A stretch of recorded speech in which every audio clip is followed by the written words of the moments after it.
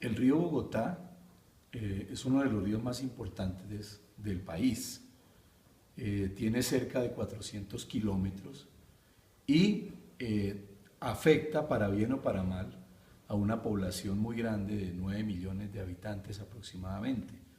por su cauce. Él desemboca en el río Magdalena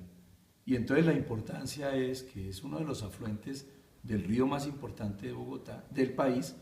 y que además le sirve a esa población que acabo de mencionar de 9 millones de habitantes, de tal manera que además que cruza a la capital del país, porque él nace en Villapinzón, sin embargo atraviesa de todos la parte norte, nororiental, norte y occidental y suroccidental de la capital de Bogotá. Son muchas, desde hace muchos años, décadas, las curtiembres, las fábricas, mucha parte de la industria no se controló desde un comienzo y esto vino creciendo y hoy la contaminación es de las más altas del mundo. Sin embargo, desde hace algunos años han venido haciéndole trabajos de descontaminación, sin embargo no han sido suficientes. Se ha invertido mucho dinero que habría que evaluar si ha servido o no, porque mucho dinero también se ha perdido allí en la descontaminación del río. Sin embargo, mantiene altos índices de contaminación y por ello se está clasificado o calificado entre los más contaminados del mundo. Hay varias plantas, unas plantas de aguas residuales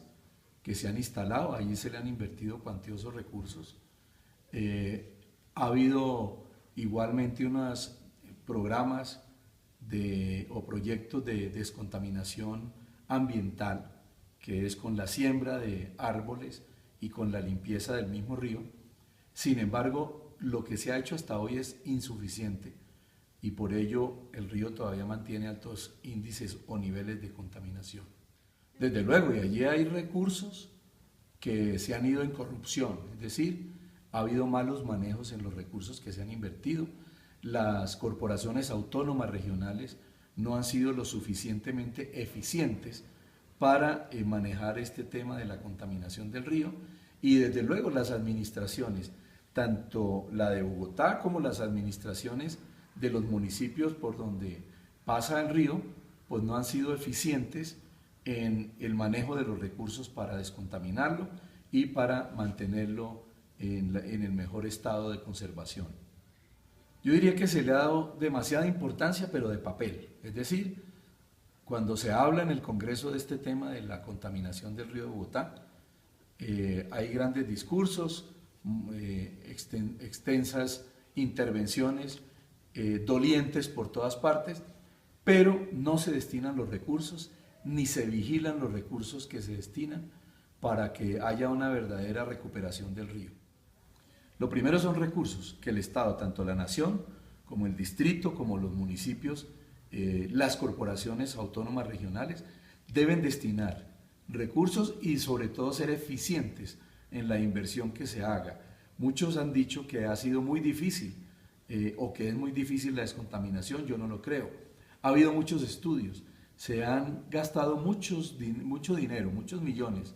en estudios que conducen a lo mismo, a papeles, a archivos que no han sido efectivos. Luego aquí hay que hacer una tarea muy importante, así sea necesaria una ley expresa, explícita, puntual para la descontaminación y conservación del río, porque es de los más importantes del país, pero lo más importante es que esa ley vaya acompañada de recursos y una muy buena interventoría o auditoría para que no se vayan en corrupción esos recursos.